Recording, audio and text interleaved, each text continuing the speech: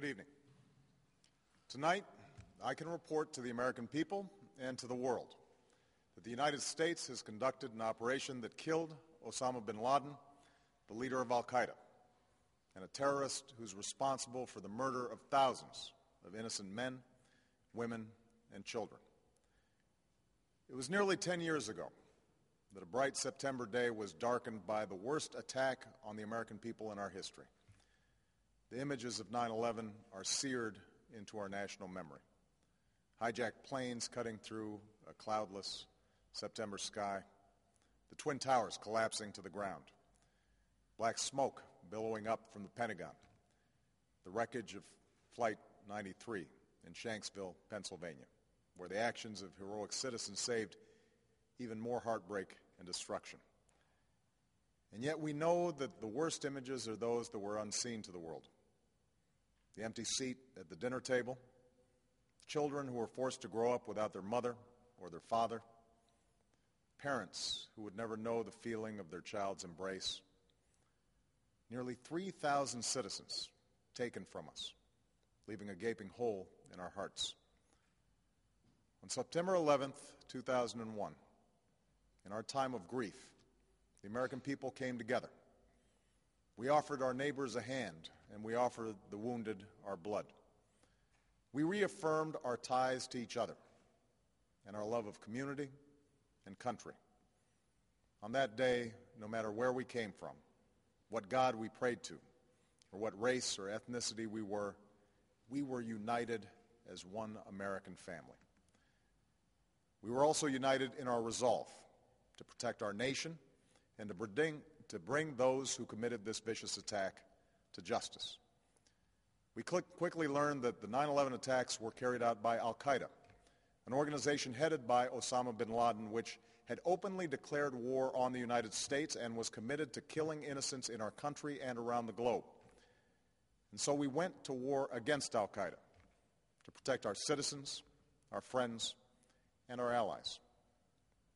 Over the last 10 years, thanks to the tireless and heroic work of our military and our counterterrorism professionals, we've made great strides in that effort. We've disrupted terrorist attacks and strengthened our homeland defense. In Afghanistan, we removed the Taliban government, which had given bin Laden and Al-Qaida safe haven and support.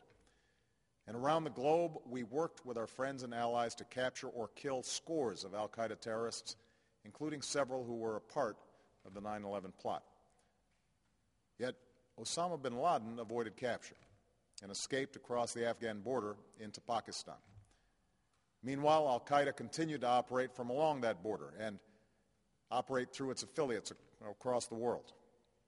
And so shortly after taking office, I directed Leon Panetta, the director of the CIA, to make the killing or capture of bin Laden the top priority of our war against Al-Qaida, even as we continued our broader efforts to disrupt, dismantle, and defeat his network.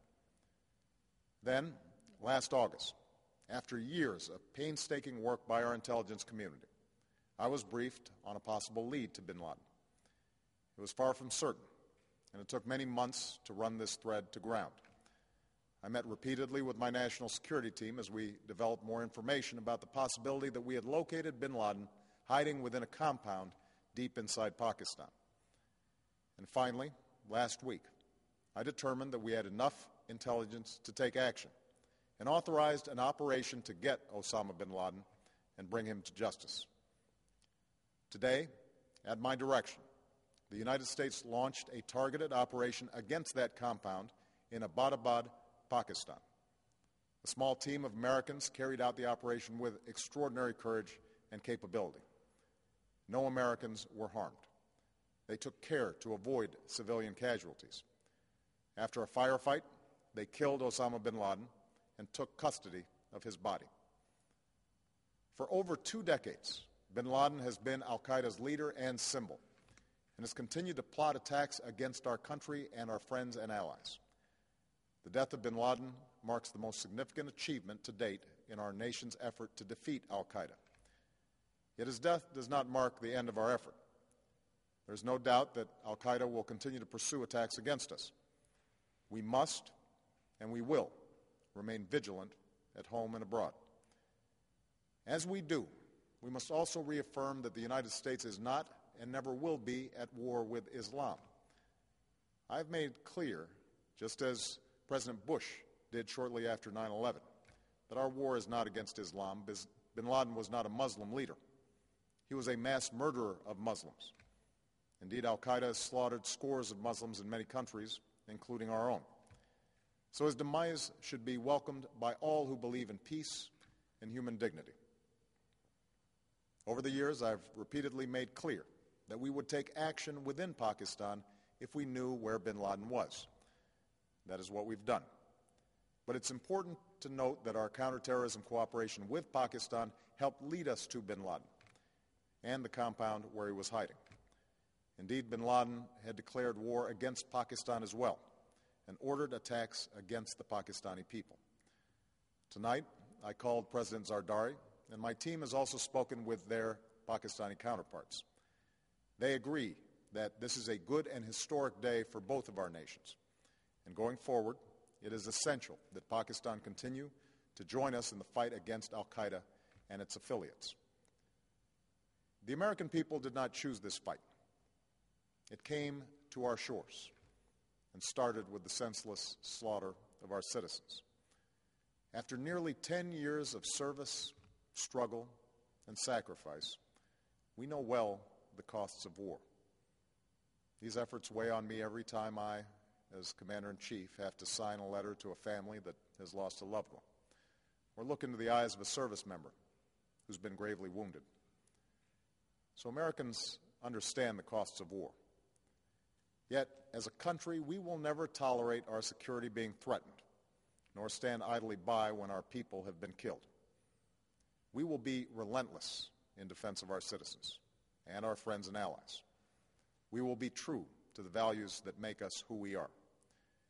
And on nights like this one, we can say to those families who have lost loved ones to al-Qaeda's terror, justice has been done. Tonight, we give thanks to the countless intelligence and counterterrorism professionals who've worked tirelessly to achieve this outcome.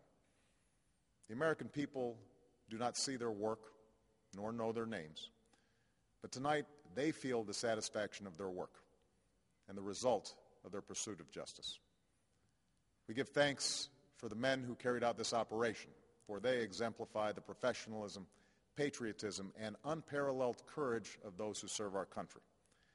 And they are part of a generation that has borne the heaviest share of the burden since that September day. Finally, let me say to the families who lost loved ones on 9/11 that we have never forgotten your loss, nor wavered in our commitment to see that we do whatever it takes to prevent another attack on our shores. And tonight, let us think back to the sense of unity that prevailed on 9/11. I know that it has at times frayed, yet today's achievement is a testament to the greatness of our country and the determination of the American people. The cause of securing our country is not complete, but tonight we are once again reminded that America can do whatever we set our mind to. That is the story of our history. Whether it's the pursuit of prosperity for our people or the struggle for equality for all our citizens, our commitment to stand up for our values abroad, and our sacrifices to make the world a safer place. Let us remember that we can do these things not just because of wealth or power, but because of who we are. One nation, under God, indivisible, with liberty and justice for all. Thank you. May God bless you. And may God bless the United States of America.